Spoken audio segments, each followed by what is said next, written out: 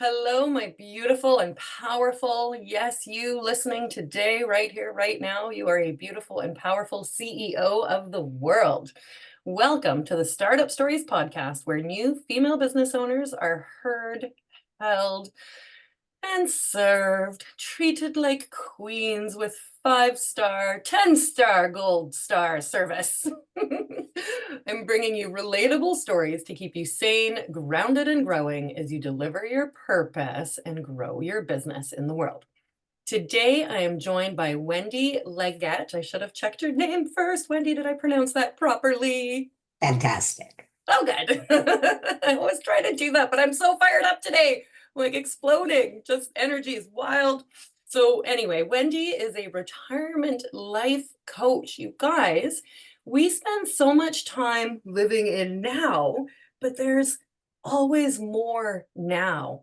And if we're employees and we've been working for 10 or 12 years, or even as entrepreneurs, it's almost more addicting, wouldn't you say, Wendy, to get caught up in this busyness of the work because it's so joyful. But switching into, kind of what I consider our earned rights and end goal of having passive income so that we can enjoy life without work constrictions is such like an underlooked and under talked about part of our entire life, right? We're usually trying to create something or get through something. But when we get to retirement, and I've seen a lot of people, obviously working public sector, who have flopped and fallen or not really retired, immediately returned to consult or take another job or do all kinds of things. So Wendy's going to share with us how she came to grow her company and what transitions she went through. She's not retired now, in her own words, but definitely living in a more comfortable balance of life. And she's committed and accredited herself by becoming a professional certified coach and the founder and owner of Conflux Retirement Coaching to specialize in non-financial retirement life planning, right? So you're here to help our heart and help our body acclimatize to that. She comes from 25 years of corporate sales leadership and experience, and now using everything that she's seen in those incredible, valuable years of service to guide clients into a retirement transition. So I'll let you carry it forward from there, Wendy. And I'm just so excited to hear from you and share your wisdom and your, career to entrepreneurial journey with our listeners. Well, yeah, thank you so much. And it's really great and so energizing to be here. So I appreciate the opportunity. And I think you captured so much of the essence of the work that I do, Mia, so far as this feeling of purpose and this feeling of this runway into elderhood and, what we can do to make the very most of it. Mhm. And I loved when you were saying that, we're in the work now that we love and we feel passionate about. And that's the key is continuing on that trajectory. And if you get to that point where you say, you know what, I want more, I want different, that's when we can start to say, well, then what does retirement mean to me? And how might I define it? Because I have so many people that come to me that say, oh, I'm of a certain age, so I should retire or I have to retire, or they have so much pressure around them about retiring. And so I always want us to first start and say, well, what is it about retirement? How do you define retirement? Because yes, I'm a retirement life coach, but I don't advocate that everyone should be retiring. I just want those that choose to go into it with awareness and intentionality and really make sure that it's a fulfilling chapter for them. So I wanted to kind of mention that, but I'll go back then to your question about how did I get here? Okay. And you did There's touch so upon much to unpack already. yeah. And Should I stop? well, we'll just roll with it. I love it. I'll write something down and you can start with your origin story and then we'll dive into that because you guys, did you hear what she said? And I love it. And it just kind of shook this concept loose from me too, as to what is retirement for you. It's sort of like, what are your own personal preferences? How do you like to season your food, right? How do you want to season your retirement, right? Yeah. Yeah. Yeah, but Yeah. you could go into a restaurant and you can say, season it for me, and it may not be what's of interest to you. And Yeah. that's the key, is that I really speak to a retirement by design, not default, and that we're at choice. And I think that for all of your listeners at every life phase, let's seize that. Let's be accountable. You were saying, the CEO of the world, we're the CEO of ourselves, Mhm. especially as we move into retirement, because it's for us. And Yeah. so if we don't take that leadership role and we don't take on that ownership of both the decisions and the accountability, Mhm. and then we do fall and fumble, as you mentioned, because we're not really owning it. So season it in the way that tastes good to you. So Perfect. yes. Okay. Okay, well, let's do your origin story and let's unpack more of that because there's these distinctions around even, my perception of retirement, which would be not going to the office every day, but still doing things in a different time flow, I guess. Okay. Um, Yeah. yeah, Yeah. right. Yeah. So, No, and again, it's for us to each define. So yeah. for me, as you shared, my background is in sales leadership. And so from early on, even before college, I was in sales, and then was kind of, you get promoted pretty quickly when you're in like a small fashion boutique and things. And so then from there into college, I just continued on that trajectory and was doing really well. But then got to this point where I thought, I want something that to me feels more professional. So I had Mhm. seen peers of mine that were in outside sales. So I made that big shift, Okay. and ended up working for a Fortune 50 company. And again, up that career ladder. And I think I want to just mention right now that for me, a lot of those decisions I did abdicate. I did see, oh, this opportunity is being given to me now, so I have to seize it because I have that competitive, driven nature. And Mhm. so I just kind of kept climbing in that regard. I stepped out of things for a bit as I raised my three children and then came back into the workforce. And so then flash forward, having worked for a lot of different companies, loving the connection with the team members who reported to me, loving the connection with clients, and really being able to feel like I was bringing value to all. Mhm. And then also this idea of wanting to achieve, and meet and exceed those numbers, the sales and service numbers. Mhm. The last position that I was in before making this big career change was as a director of several franchisers, and Wow. loved the people that I was working with. We Mhm. were so aligned with our philosophy and we were doing great things. And that's probably was the kiss of death, because we did so well that I think the owners saw this is a great opportunity to sell. And so they did. And the new owner that came in had such a totally different philosophy than I did. His Mhm. way of facing to the clients and to our team members was just very opposed to mine. And so our values were not aligned. And, a lot of us are fixers and problem solvers. So I tried every which way to make it work. Okay. But ultimately, it was so soul sucking that I just really had to, I think sometimes when we're at that lowest point is when we look really closely and we listen. Mhm. And that's what happened for me. And it was like, I can't make this better. It's too much at my sacrifice. And so I went back to really deciding, okay, what now? Do I want to go into another sales leadership position? And I Mhm. thought it just didn't feel right any longer. What felt more right to me was really bringing more of myself forward. And so I started researching things, and I came upon coaching, which was new to me. Okay. I'd worked with coaches, I guess, but I thought of them as more consultants, more in, the work environment. Uh-huh. And I thought, wow, I can go back to school and I can become a professional certified coach. And so Mhm. I went back to school, which was in and of itself such an adventure and Uh-huh. so challenging, but so fulfilling. And determined, okay, I'll go back into coaching around business. Okay. But very quickly, it started to feel more transactional than transformational. It wasn't filling my soul. And Mhm. so as much as they sometimes say, do what you know, it was like, no, what I know is that I see people like me. I have, peers, uh, of their clients Mhm. that are struggling as they're moving into retirement. And I thought, wow, this doesn't feel good to me. This isn't how I want anybody to Okay. be moving through their life. Not if there's something that I can do about it. And so then I discovered retirement life coaching and thought, so I got several additional Ah, certifications because I didn't right, know anything like that right. existed. And then all the books that are out there.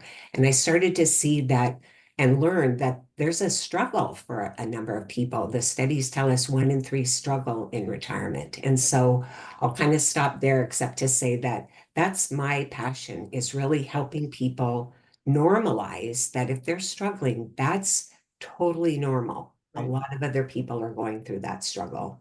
And then what we can do about it and how we can be about it to move into that next chapter.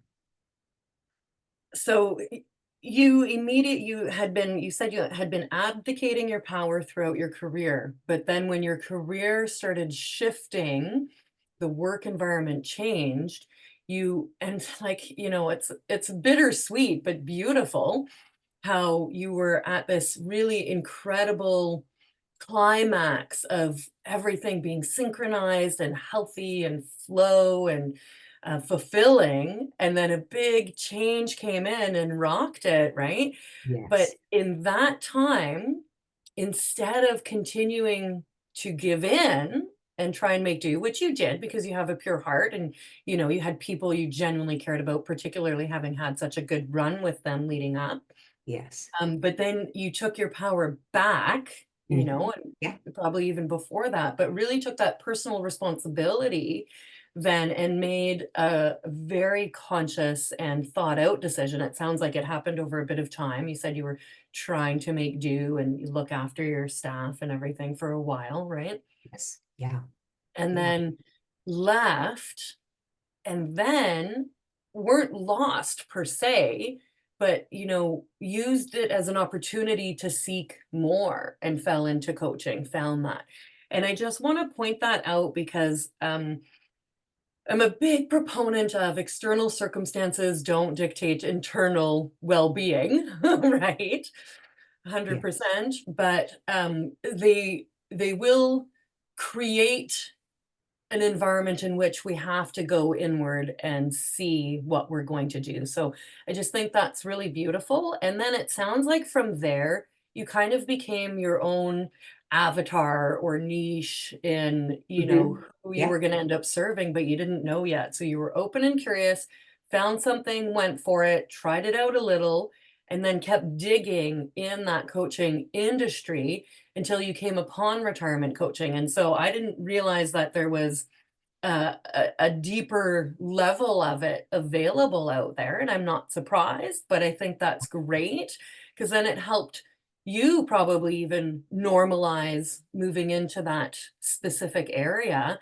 And you had just kind of come out of a comparable transition. So you Yes. can start to serve people based on your personal experience, right? And you, as a leader in that, because you had a bit of a better sense or a mind for strategy coming from sales perhaps as to how to lead yourself forward. And so other people, it's not because work, you go and it's there for you, right? Like you don't have to create it or anything. It's Right. all I guess it's like having a parent look after you even though it's a Yeah, job. there's that built-in structure, there's those Yeah, expectations and yeah, things. And so, yeah, so you're very insightful that I am my client in so many ways because just like I say, let's experiment, let's put a toe in, see what feels yeah, right. We don't need to jump into things because so often people are kind of one day they're in career, the next mhm, day they're in retirement. It's so black or white. yeah, And then they can tend to start right away to do the to-do list and the bucket list and the travel and the leisure and all of that is great until that honeymoon phase wears off, which it generally does for most, 6 months, 2 years in. And then people start to say, wow, why am I here? Like what feels mhm, right, what matters at this point? mhm, What's getting me up in the morning? How can I contribute? And for those that don't ask those questions, then they can maybe get on that hamster wheel again of busyness, and filling up their dance card to feel like they're relevant or falling mhm, out on the couch.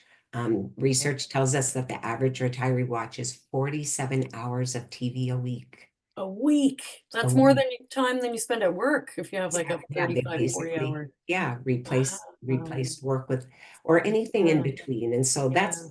that's really my focus is let's go in with realistic optimism. Let's not be on that idealistic edge, which Yeah. is leisure travel, endless weekends, or the other one foot in the grave and about loss and Yeah. aging and things. Let's bring it to the middle. And the way that we do that is to heighten our awareness about this could be a struggle, and then become intentional. How am I feeling about this? And what is going to feel better to me, or what needs more attention, and then get into action. So I do want to highlight that in the demographic that generally is retiring, positive psychology was not on the scene when we were being raised. And so this idea of feeling or giving any attention to our emotions is really foreign for a lot of people. And that's why I feel like I can really help give some pathways to that, because rather than suppressing or pushing aside those emotions, they're signals to us. They're Mhm. telling us something's amiss. And so by acknowledging them and understanding and navigating, then we can move into this place that does resonate more with our desires, or resonate more with who we are, just like I was able to find that when I left that last position. So I want to hear from you, based on clients that you've served, different visions of retirement so we can start to plant that in. Yes. Because, with my audience being newer female entrepreneurs, and starting a business is like, it's so delicious and so stimulating. And I've said it 100 times, and I'm going to say it again because I'm going to Disneyland in a few weeks. But it's like being a kid at Disneyland with a pocket full of candy and a pocket full of cash and no supervision, right? And you're just like ready to go running until you fall down and throw up. So, um, but I really want to, encourage women that even though we're having that gorgeous stimulation at the beginning, it's a long game. And eventually, or throughout, we want to allow more room for life. Like, that's my big motivation for supplementing income through an online business, is to have more time freedom. My job has reign over how much money I earn, how much time off I get, how much sick time I have, when I can go on vacation, what my working hours are, right? All of these structures around it. And having an online business is to create some freedom in that, and then spread it out over like 30 years of life, right? Mhm. Not to replace my job with another job where I'm making my own money, right? But to create something above that, that's purpose, that's spaciousness, that's meaningful. And Mhm. yeah, of course, that brings in money. When we retire, we get a passive income, hopefully, in some cases, right? It's a little different Canada versus the States, I guess. But then what I think opens up is all this space and time to exist, and all of these distractions aren't there anymore to kind of fill the silence, right? Of who we are, and like you were saying, what now and what's next. And when you described the first 6 to 24 months of retirement, I was like, oh, that sounds like spring break, right? Like grandma and grandpa are going on spring break for a couple of years. Yeah, yeah, But it's like, you're right, it's not as sustainable. So not how do you sustainable. spread that out and be more than just those things, right?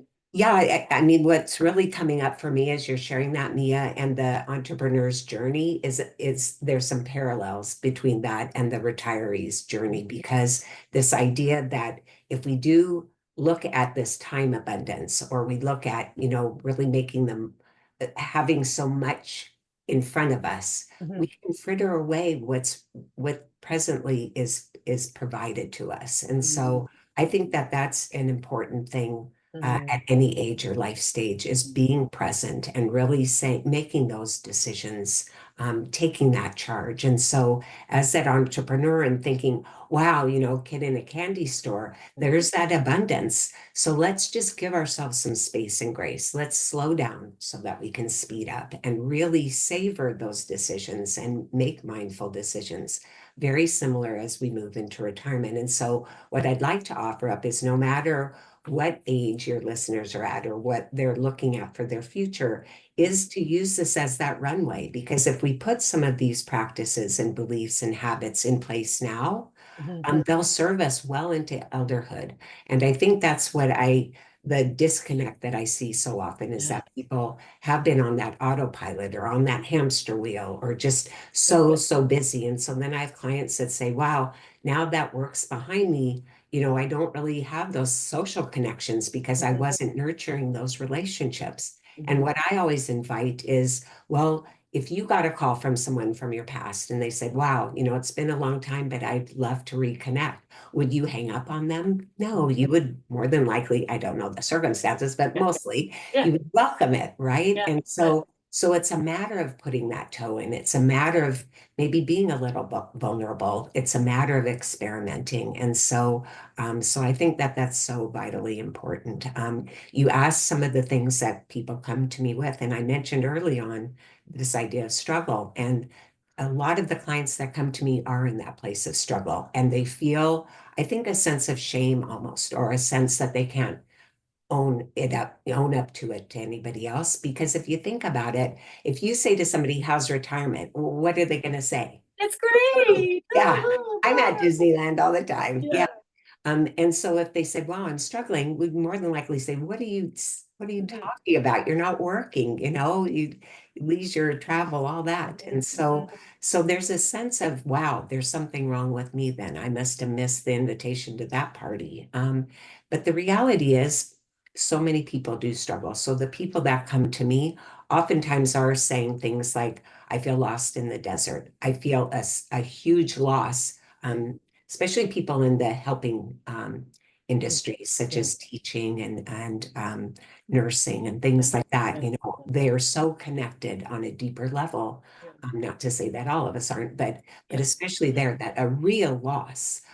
Or gosh, I feel like I'm going to fail in retirement. So coming with all of these preconceived notions or Mhm. expectations around us, or I've had people come that are so busy, and then when we start to deconstruct, it's like they're feeling like they have to continue to earn the badge of relevance or feel like Mhm. they Mhm. again matter, but based on things that don't matter so much to them. Yeah. So those are some of the things. I Is that kind of addressing the thought that had come to your mind?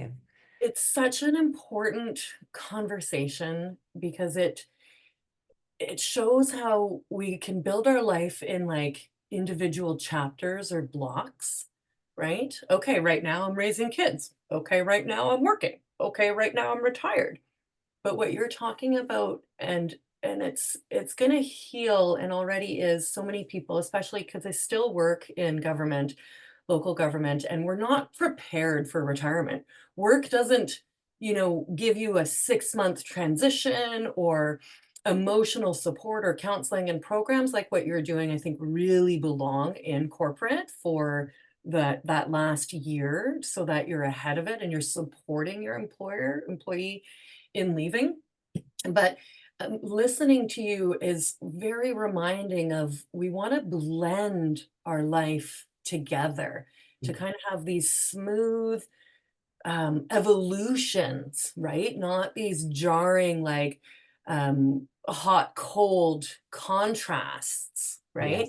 Yeah. I'm 42. I know I'm going to retire one day, right? Like Yeah. it's And most inevitable, people, the majority right? of people do. Yes. Right? We know that's coming. It's always sort of then and then, oh, we think we're looking forward to it. And I have observed people in the last year or so of retirement being very excited and starting to really let go and kind of not care, sort of that I won the lottery, go pound sand attitude.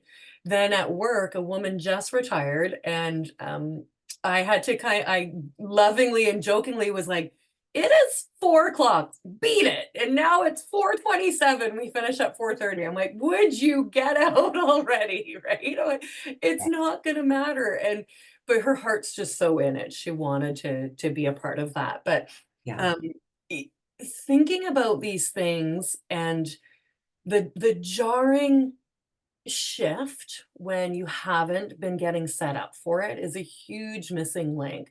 Yes. Huge, right? And Yeah. then like people will become codependent on something like a grandchild or the adult child and their family, and that is now the entire focus and just completely lose sense of self because like you say, the structure is gone, the social network is very different, or maybe you're kind of done with your work people as lovely as they were.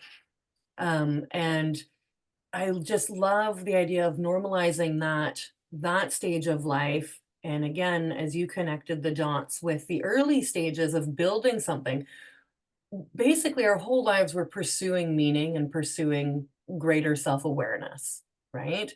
And fulfillment. So um layering that in throughout our journeys can ease those changes. And I'd love to hear, like, what was it like for you? From what I heard in your origin story, work changed. I finally decided to quit. I jumped, or I found life coaching and went back to school. And so how did you feel really leaving corporate after 25 years and doing a total shift? And what did you learn about yourself now in your own personal story that helps you relate to the clients that you're working with?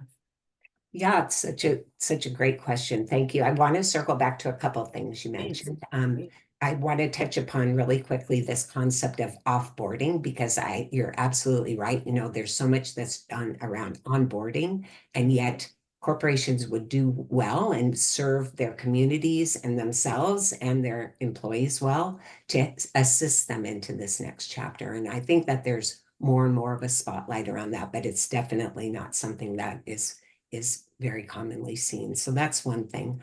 Another I'd like to highlight is this concept of balance. And I think the more throughout our lives that we can keep that balance, like I was mentioning, clients who say, gosh, I haven't been in touch with people for so long. Mhm. Let's pepper in those little pieces Yeah. throughout at Yeah. every, again, age or life stage. And let's make sure that if it's our faith or if it's our community or if it's activities or if it's a significant other, you know, that we're balancing that because I kind of always hold up a circle and say if our lives are 24 hours and that's the Mhm. whole, and if we're working 8 or 10 or 12 or more hours, and then, oh yeah, we're supposed to sleep, it doesn't leave much time. But yet, if we just build in those little steps, just the smallest step, you know, making a plan to contact somebody once a week, having dinner with somebody once a month, that's around social connections, getting to the gym. You know, so many people say, when I retire, I'll get healthy. Right. And yet we want to just continuously have these stumbling blocks.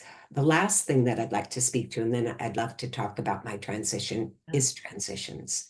Mhm. And that was a concept that it was new to me when I started coaching. And that's what I did my research project on was transitions, because I didn't realize that there's a big difference between the external change, like me, for example, leaving corporate and going into coaching, and the internal transition that really happens deep within us and how things are impacting us.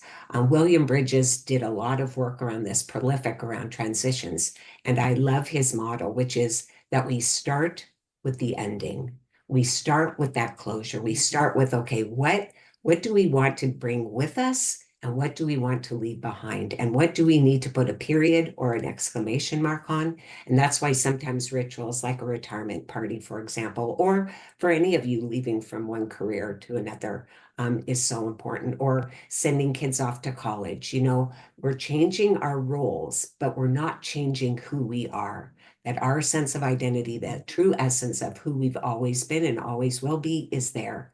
But sometimes life just buries it, or we allow it to be buried. And so I want to bring that up too, because I think so often people jump right into the what, right into the doing, right Mhm. into all the Yep. activities when they make a transition. And that's really that external change, but it's not allowing for us to have closure and really clarity about what's going to serve us best as we move forward and what we need to have an ending to. So just to finish up on Bridges' model, so we start with the ending, and then we go into what he calls the neutral zone, and maybe productivity drops off if we give it the time and the space and the grace to reflect on what's most important to us. And that can be that time when we're in conflict, or we feel stuck, or we feel unsure, or we feel denial about the changes we made, or angry. And we need to sit in that Mhm. place and Mhm. explore it and really determine, you know, what's coming up for me and what questions do I need to answer for myself? before we then go into that third piece of the model, which is that new beginning. And that then can become the what. But we start with that why, and we start with what's meaningful to us in doing that. For me, I think that if I'm going to be totally honest, when I made that change from corporate, I don't know that I was as in tune with all of the things that I'm sharing with you as I am now. Because again, I was raised in that era where, you push through emotions. You're, no pain, no gain, productivity, hard driving, get things done. And if these things come up, you push them down unless they just, explode. So I think this idea of really keeping that balance and mindfulness about what's coming up for us is just vitally important. I was very fortunate through my coaching to also have the opportunity to get involved in a program called Positive Intelligence. And I don't know if some of your listeners have heard of it, but it's this idea of not just physical fitness, but mental fitness, and how we can take that survivor brain that we have that skews to the negative. It just does. But through science, we're learning now there is neuroplasticity. The more that we infuse positivity in our life, not in a toxic way, but more in a way of what's coming up for me that's a negative emotion. How can I shift it? Then we get on this trajectory of looking at life, looking at the gifts, looking at the possibilities. And so I was very fortunate to also become credentialed in that as well. And that works very beautifully hand in hand with the work that I do. So that was a lot to answer your question, but did it kind of give you some insights? It's so profound. And, you speak in a very calm and grounded place too. And it's lovely to listen to you draw it out. What I'm hearing is, habits in shaping our day to day that are aligned with our values and that are true for us. This is the stuff that, like you said, happens from inception to last breath. It's our like our heart DNA essentially, right? If I have to put a label on it. And in life, we again go through these different stages, and as adults, we just sort of may may end up cataloging these different stages, right? So when you're a kid, it's fun, la la la, toys, no responsibility, school, la la la, fun, maybe a bit more responsibility. Real world, you kind of play for a bit, and then into the career. And there we kind of become a bit generic potentially. And I want to speak very generally because the underlying element, pulling out from what you were sharing, Wendy, is there's the doing and there's the being. Mhm. And the doing can tend to take over Mhm. as we age because creativity, curiosity, like if you look at your standard average adult to a beautiful 4 to 7 year old, you're gonna see some personality differences. And that's what I want to really be clear that I'm talking about, right? Yes, Is the being and the doing. And retirement is a jarring life event at times because we've been in the doing yes. for so long, Yeah, and we've and gotten now we a lot have of to pats on the get back to the back for being. doing it, right? We get this sense of accomplishment. We Yes, get a of course. paycheck. We Yeah, get, that's right. we have Yeah, connection. We yeah, have relevance. Um, yeah. but there's parallels there also with, your listeners who are entrepreneurs or listeners that are deep into their careers and not looking at retirement yet. There can be that same busyness factor, that same doing. And I love that saying that we're human beings. And that's just such an important reminder, that we know that when we build off of the feelings that are deep within us, we do have more clarity, more commitment, more conviction, more confidence. But if we don't allow for that, then we can just be in this autopilot, or we can start to abdicate some of those choices to others. And that's not a place that I want any of us to be in, and I know you don't as well.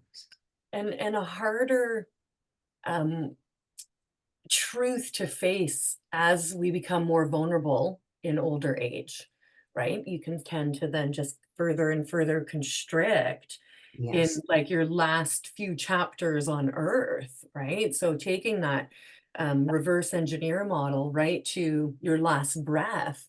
What Yeah. are you going to take with you in that moment? And allowing that to play back all the way to right now, you guys. Whoo, and think about the long, long game, not all at once, but with an awareness and a connection to the being that you want to be as you be from here on forward. Yes, yeah, no, yeah. I mean, that's one of the exercises I do with clients is that Yeah, wiser elder self, that legacy of wisdom, yeah, and then, but we're not going to be just looking at leaving things behind. We want to live it now, yes. and so being mindful then and taking that time to reflect and taking that time to dig deep. So it is work. Yeah. And that's the thing that I think a lot of people don't want to open up that door. But gosh, once you open up that door, then you're really entering into that room that's filled with the things that you love, the things that are meaningful to you. And so I really want that for everyone, but it's not for everyone. I understand that, digging deeper, looking a little closer. But I'm going to think that your listeners are not of that ilk and that they really are on this path of self-discovery and honesty and authenticity in what's meaningful and then finding the pathways to it. So share with us, Wendy, then some different visions that your clients have had over retirement and even some of the transformations that you've seen from um, their Pinterest board, should retirement to their soulful, spirit-led, fulfilled retirement.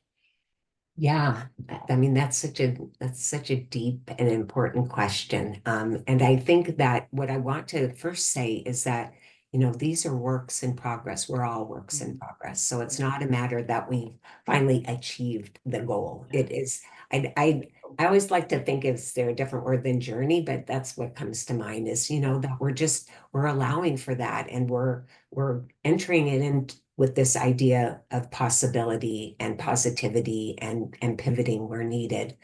You brought up before this idea that sometimes we can kind of our world can become much more narrow and we can start to constrict. And so this is what I want for everyone is to stay really open. And I think that's the beauty that I've seen in all of my clients is this opportunity to, yes, they have this bucket list or yes, they have this to-do list and they start to look at it very differently and they can start to build a to-don't list or they can get rid of the list or Yeah. they prioritize, they see what is most meaningful because like you said, at the end of your days looking back, what will you have valued the most? Well, if we're caught up with all of this checking things off, which oftentimes is a mindset from work, then we're not going to be fully stepping into, what's possible or what's more importantly, what's meaningful to us. So for one of my clients, she loves music. And so for her, she had always thought about writing a song for her children.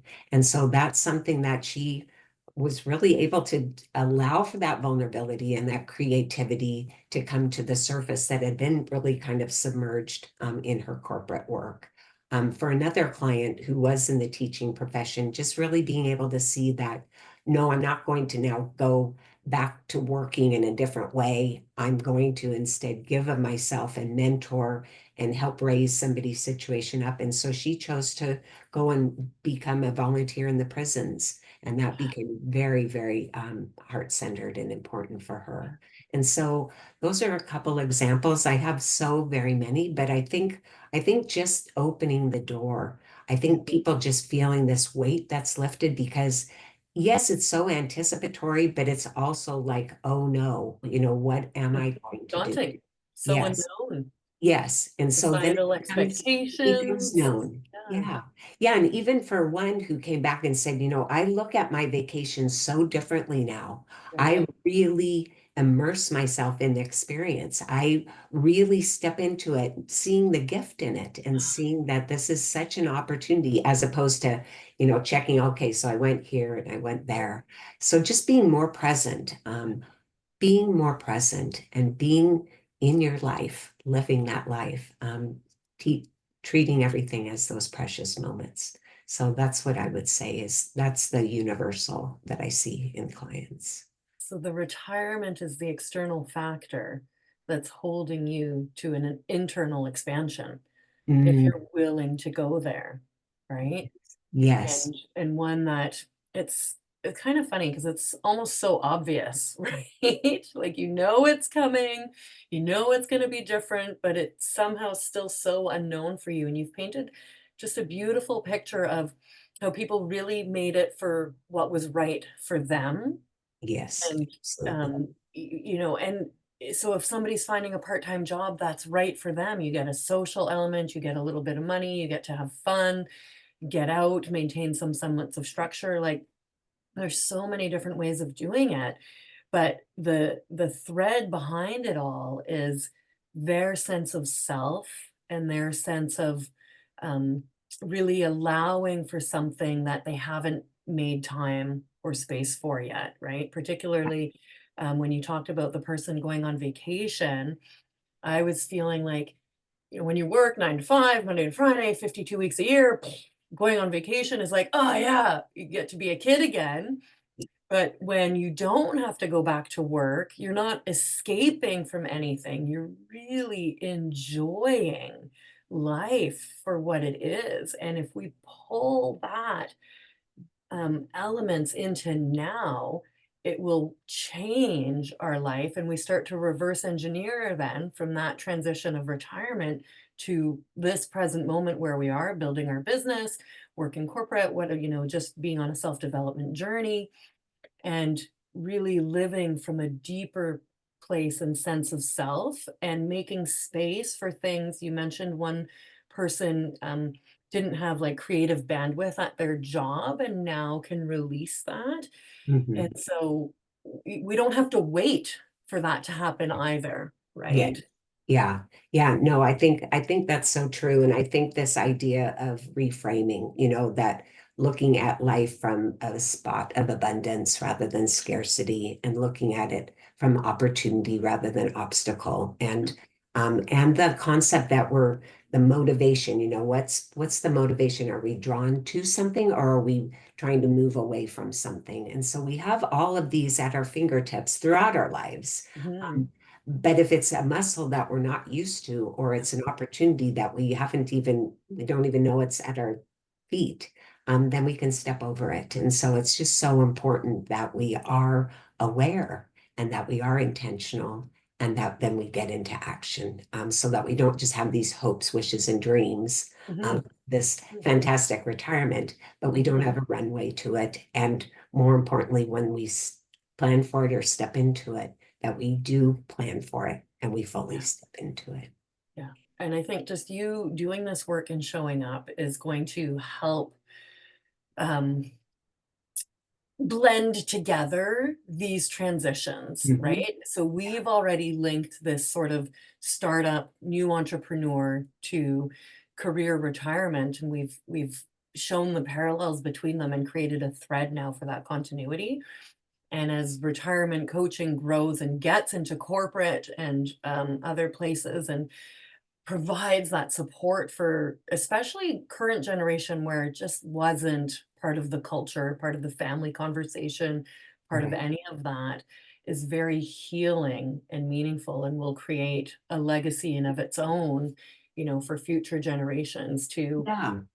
to live you know, like a bit more wholly all the way along rather than Yes. waiting for different stages for that to come out. Yeah. Yeah. And so that it's not like we're always looking for, oh gosh, I get to retire in 30 years. I get to retire in 20 years. We're Or just when I retire, I will blah, blah, blah, yes, right? yes. Because then we're just like counting away the Yes. time and stuff and instead of being in that present moment. And I love how you're mentioning this thread through our lives because it is this idea that yes, it's a new chapter, but it's not a whole new book. Sometimes people say, oh, I'm starting over, and it's no, you bring so many strengths, capabilities, passions with you into every chapter in your life.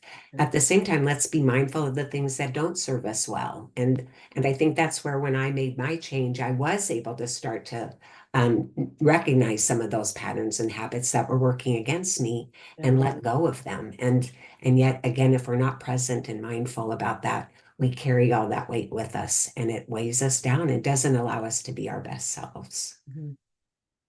Wendy, what would current you say to the 5 year ago you about this journey? What would you go back and tell yourself? Just to allow the difficult emotions, just don't try to push them away, but really, really recognize that there's signals to something, that there's something that needs more attention, and that I don't, to prove my worth, I don't have to power through.